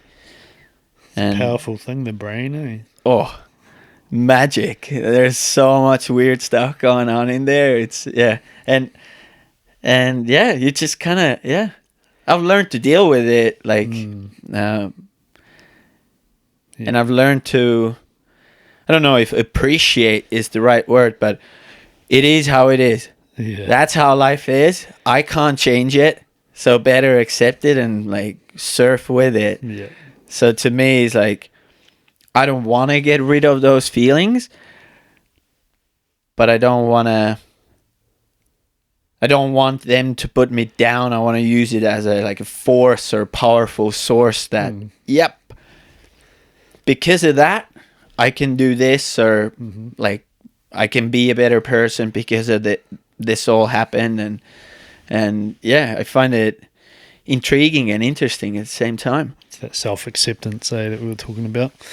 That's what it is. A lot of it comes with age and wisdom, and it's funny because you look back on you now, 37-year-old. When you're in your 60s, you probably look back on yourself at 37 and say, "Man, I was just a pup," Totally, yeah. At this age now, I look back again on that era in my early 20s and be like, "Man, what was going on there? What a mess! What a mess I was." Yeah. But I think the difference is, like you said, the more sort of life you live and the more wisdom you gain and more age, the more you do accept who you are. Whereas when you're in your early 20s and in that very impressionable stage of life, especially as a man, as a boy back then, it's such a wild time of trying to like figure out who you are, and then you're obviously influenced by external forces which can mold who you become, which is, you know, Yeah. you start moving in the wrong circle, whatever it might be. And like, you don't get that perspective until you get further down the road. And you look back on it and like, I mean, I don't regret the shit that I did back then, or sort of the situations I ended up in, but because they were all learning. They Exactly. They were what brought always that a wisdom. lesson. Yeah. Oh, we're still alive. It was always a lesson. Yeah. I think that's the difference, though. Once you sort of, it's hard to envision yourself being like, oh, I'm almost 40, like you said, when you were in your 20s or whatever. 40-year-olds were old. Yeah, ancient. And now you're like, hang on, I'm here now. Like, Yeah. wasn't I just a 20-year-old? Like, what happened? But I guess that's what comes with it, is you over that. I don't know, what's the maturity, the frontal lobe development for a man? I think it's like mid-20s or something. It's not what happens. And there's a correlation between how people live their life in those different periods, you know. There's a reason why things sort of change after a certain age, and I think it's like, you know, your brain starts to Well, yeah, my mid-20s, that stuff was just floating in booze, so yeah, exactly. it didn't really have any chance to develop anything. Yeah, It's recently when I've been actually finding myself that like, oh, this is who I am. Cool. cool, and like accept it. Yeah. You know, like don't push. I'm not perfect at all. Yeah. I have so many flaws and things. None of us is perfect. No. But like, yeah, and then when I'm stoked. Yeah, when you're young, it's the opposite. It's like, oh, Yes. I don't really like who I am. You know, there's a reason why teenagers they're very shelled in. You know, because it's that development period where they don't even know what the fuck they are or who they are. Yeah. So they're naturally, like, you try and talk to a teenager now, and you're just like, what? Like, was I like that? But then, like, you probably were. You just didn't realize it. But yeah, personal growth is it's something that I explore a lot, like within myself. And I don't know. It's the more you do it, the more you realize how much you can help others by sort of like helping them figure that shit out. You know, like projecting, whether it's Stoke or positivity or whatever it might be, or like just an idea. Yeah. To like a young crew, or, you know, it doesn't matter what the age is, but like how much you can change someone's life just by giving them some knowledge. Or some being wisdom. there, saying some stuff, spreading positivity or whatever. Someone just picks up on one sentence, and that might be enough. Yeah, it's a trip. It's like that. You know, influence. I feel like you get it negatively when you're young, and then as you get a bit older, you realize it's like, man, it's a pretty powerful, positive tool to utilize, whether it's influence you take from others or you give, you know, you project out. That's why that authentic energy we were talking about in your YouTube videos, you know, like if you can watch something like that and it gets you stoked, or like brings up like an emotion of like happiness and energy. That's awesome. That's the real shit, you know? That's that authentic like feeling. Yeah, and maybe that's like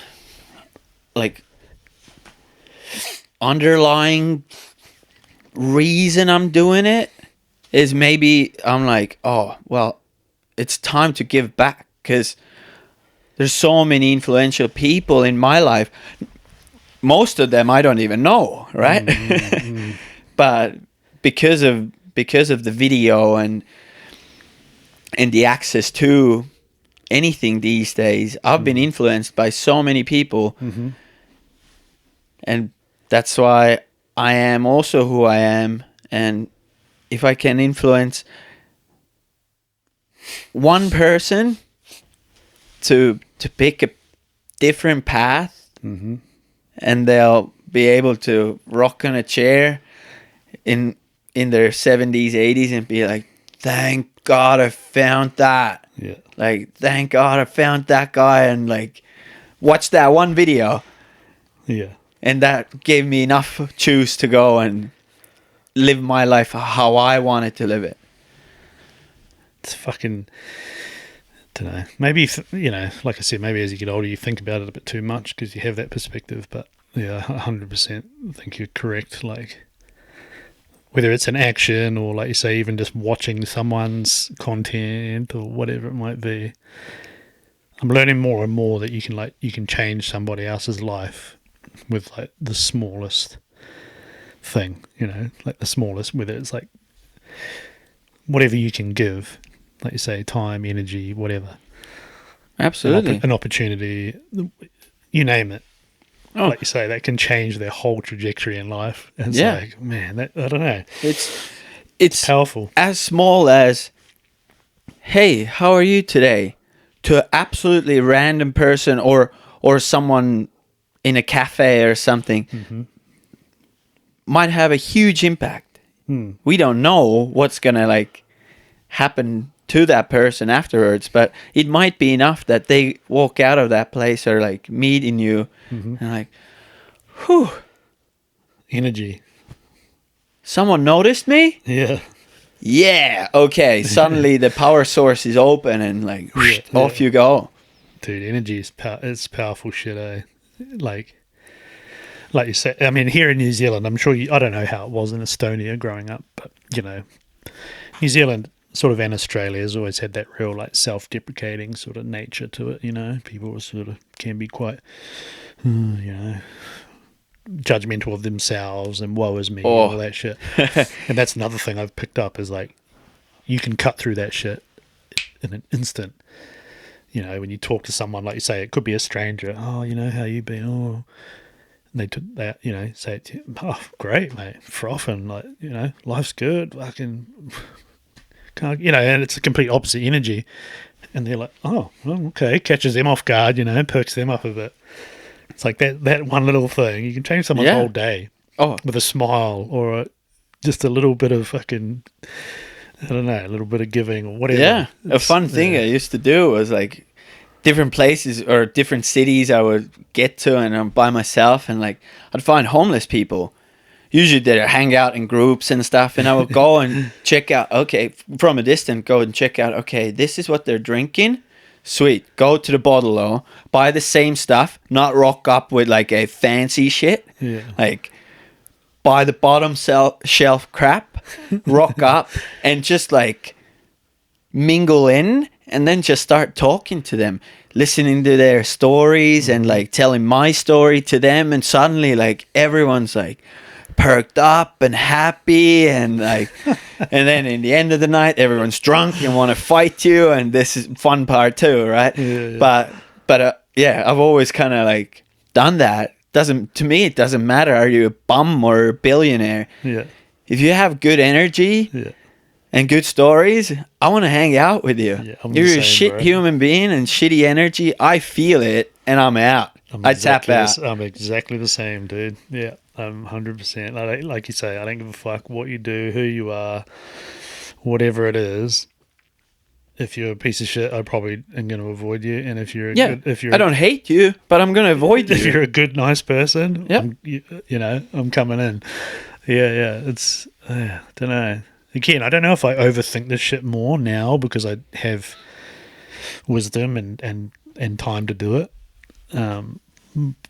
But I'm sort of realizing more and more, the more people I try and help, the more I'm realizing the impact you can have by just talking with someone or just one little act, one little thing, whatever it might be, can completely change someone's trajectory or day or life or, however deep you want to go. But yeah, like the amount of like messages I've gotten just based on the YouTube videos from people that I haven't talked to 20 years, maybe even more, messaging like, hey, every week I'm waiting for your video, like it is the energy and the positivity, like keep it up, like totally, like you are changing my day because of it. Like we don't do anything similar anymore. All we have in common is we used to go to the same school or we grew up in the same area and we partied together a few times, right? But the fact that I'm getting those messages too, I'm like, okay, it's getting through to some people.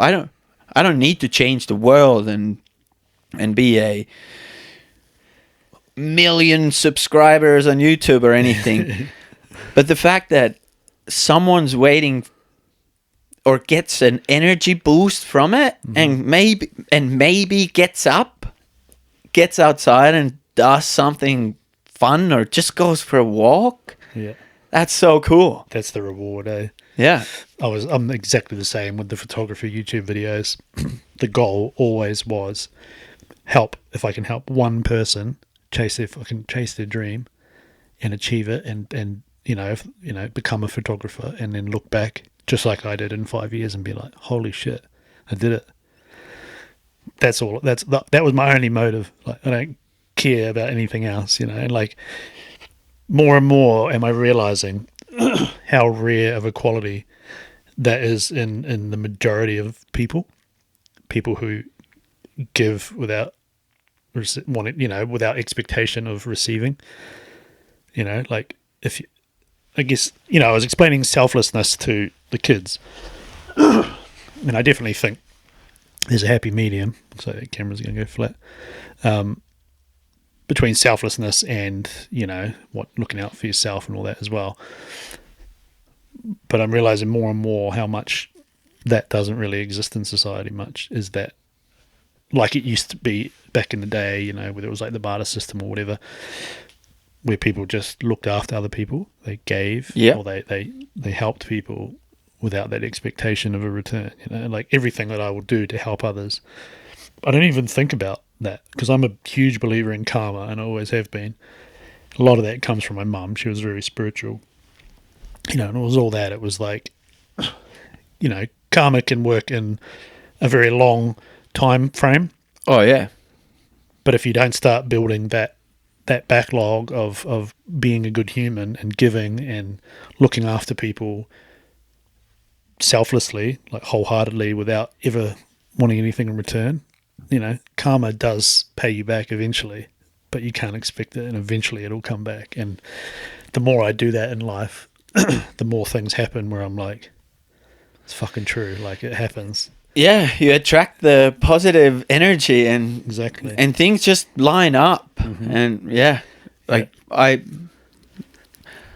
don't know if I'm a spiritual person, but yeah, energies, I dig it. And positive energy, put it out there, you will receive it. You don't have to ask for it. No.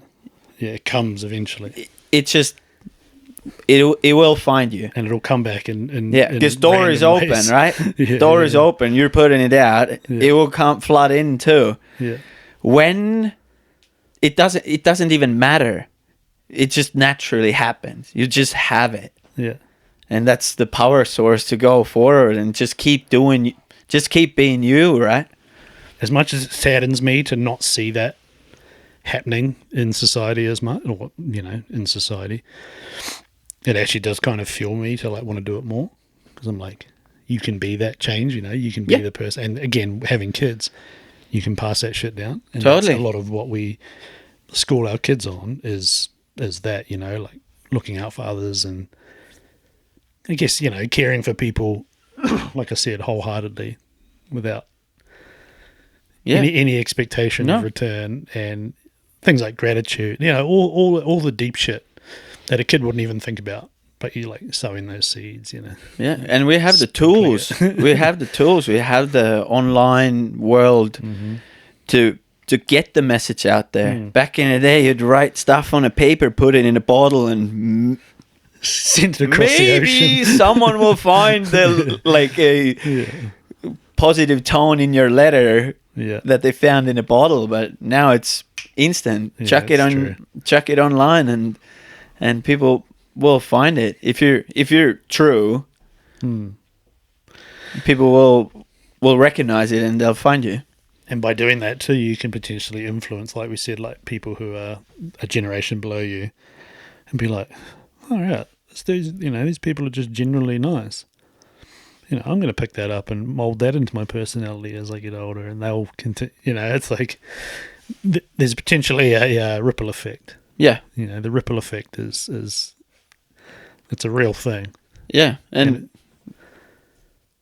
not just positivity from my end too. I want to like, I probably haven't gotten that across in my videos yet or anything, but I really want to spread the kindness and politeness and that kind of stuff too, that like my parents passed on to me. Like, acknowledge a person when they come into the room, say hello to them. Like, you don't have to ask how they are, but like, acknowledge them. Just, it's another human being. Like, yeah, just be kind and yeah. Treat people the way you want to be treated. Well, yes, to a certain extent. Because sometimes you gotta call the suckers out. Yeah, like true. That's another thing that I'm like. It's hard to bite the tongue when no one's ever pointed out to you that you're a dickhead. Yeah, I was going to go the C word, but if no one's ever pointed it out, like I might have to be the person doing that because someone needs to open your eyes, like wake up. It's hard to hold it back sometimes, eh? Yeah. I don't know. And the thing is everybody, each to their own as well. Like, I don't judge. I never judge another person. If you want to live your life a certain way, go for it. We all have so many different things going on in our heads and in our lives that, like, in the end, it's absolutely fine. I don't want to tell you have to live your life like this, or you have to be as positive as me, or no, not my business. But if you take something out of my positivity, it didn't cost me shit. Like, have it, enjoy. If you're gonna do something with it, awesome. If that made your day, sick. Yeah, I like that old saying, it doesn't cost anything to be nice.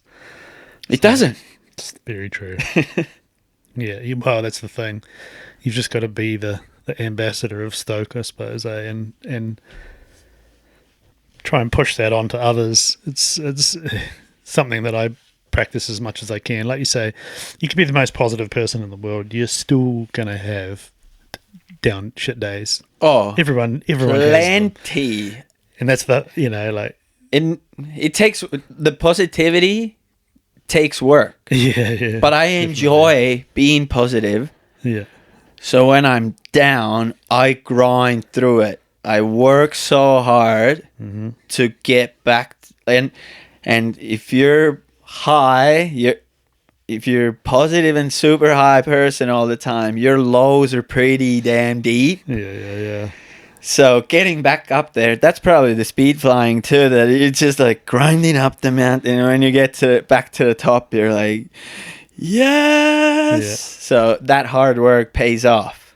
Yeah, do hard shit, eh? I preach that too, like the thing is, doing like ice baths and, going up in the mountains and pushing yourself physically. I hate to be that, like, come across as like that douchey dipshit that we've all seen online that preaches that shit. The reality of it is, though, like, that shit is what makes you, like, appreciative of everything, and it does generally make you positive. Well, it has a place. That's why it is out there as much as it is. Right? The ice baths are pretty funny because when we were kids, we would like break massive rafts. Lakes would freeze over. Early spring, we break massive rafts and friggin' then fall into the frozen lakes and stuff. So we've been doing ice baths and saunas forever, right? We grow up in saunas. Yeah. So to me, that's all like absolutely second nature. To me, that's not news. And like it works. Yeah. It just, the biggest thing I get from the ice baths, again, I don't post them up often because I hate to come across as that douchey person, but it's not even the physical shit, it's the mental. It's totally. Like we were saying, making yourself do something and overcome that barrier of suck, of like this, because it fucking sucks. Learn to appreciate the grind. Yeah. If you have that tool in your pocket, ooh, it definitely, overall, it definitely helps your perspective and your positivity and who you are as a person doing that shit on a regular basis. Yeah. because it's yeah, it's like a trigger, you know. It's like something you do it and it sucks, and then you're like, okay, it's over, sweet. It's the same with like pushing yourself physically in the mountains or whatever.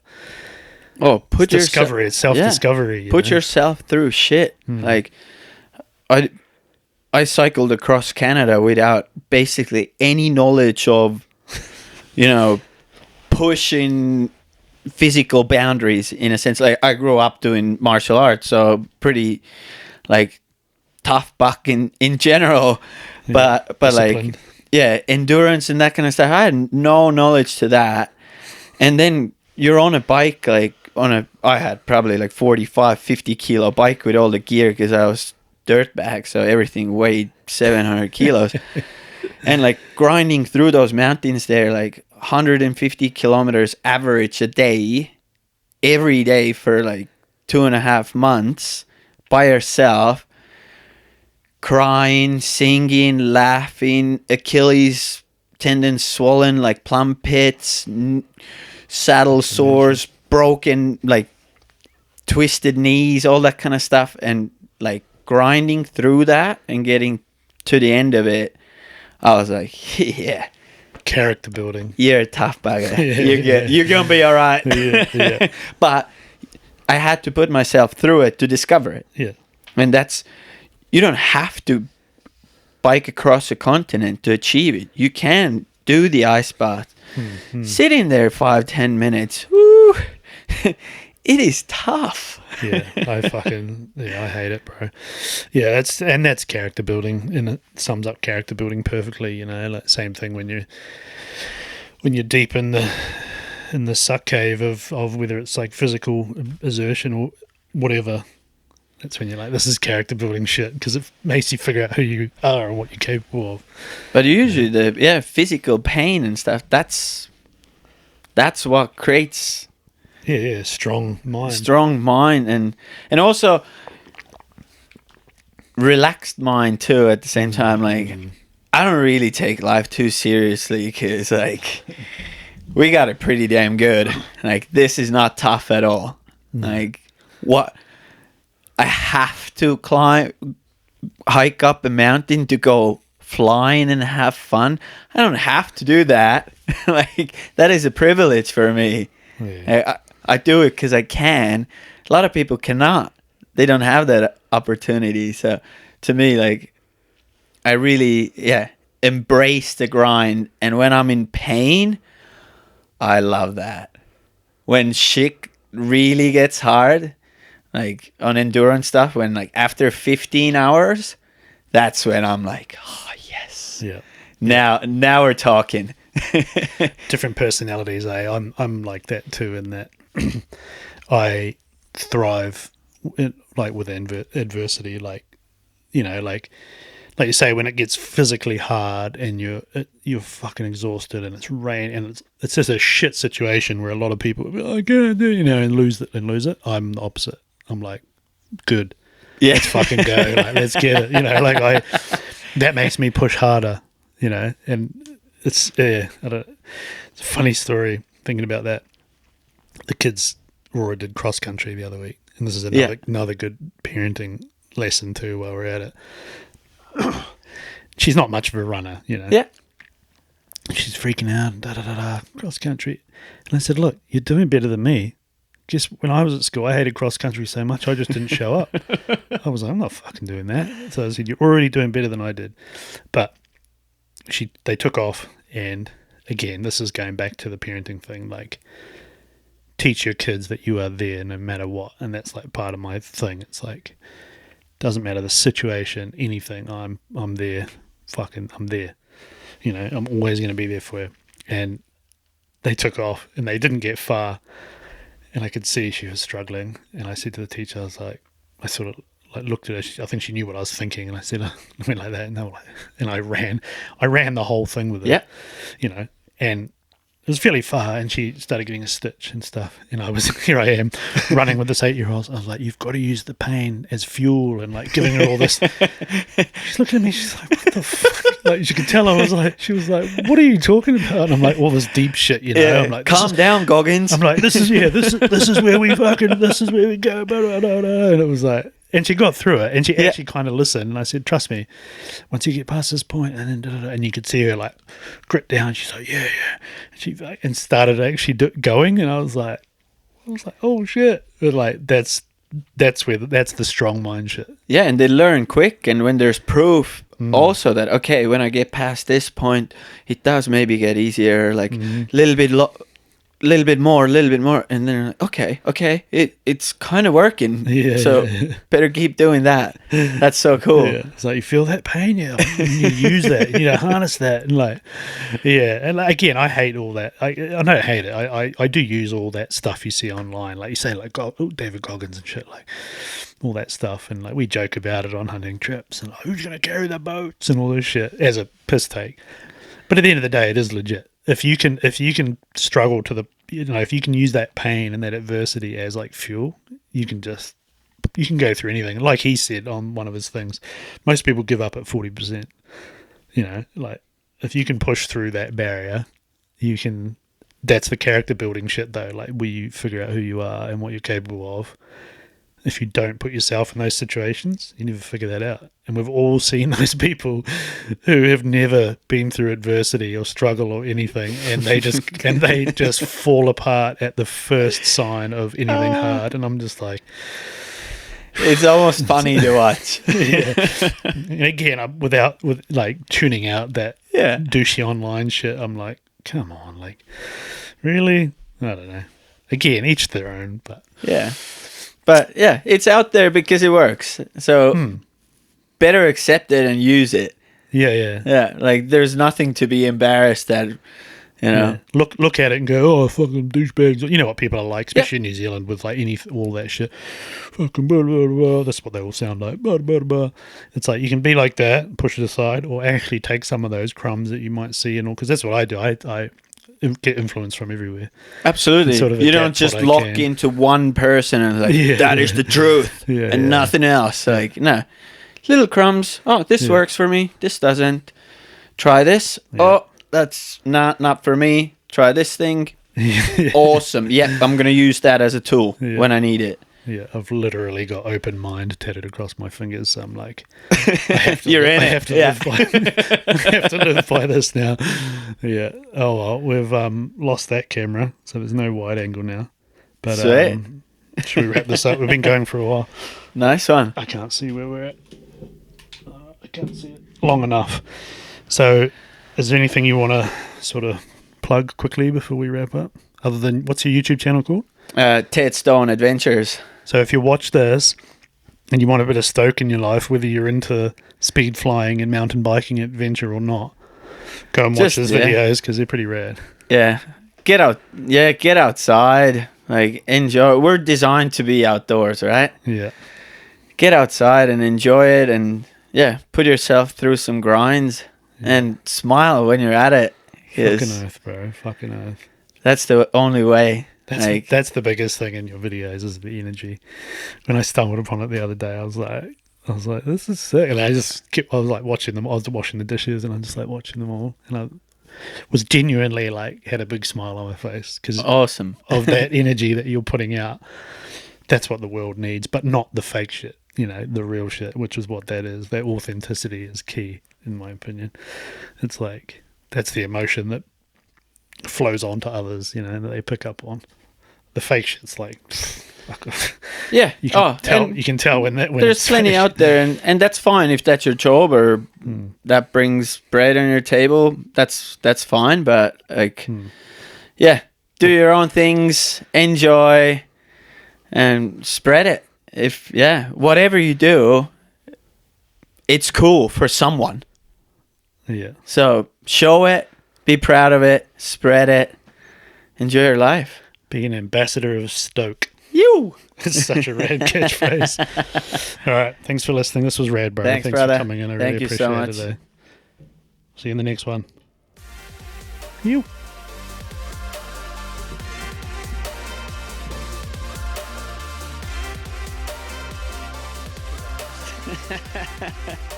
Man. Thank you.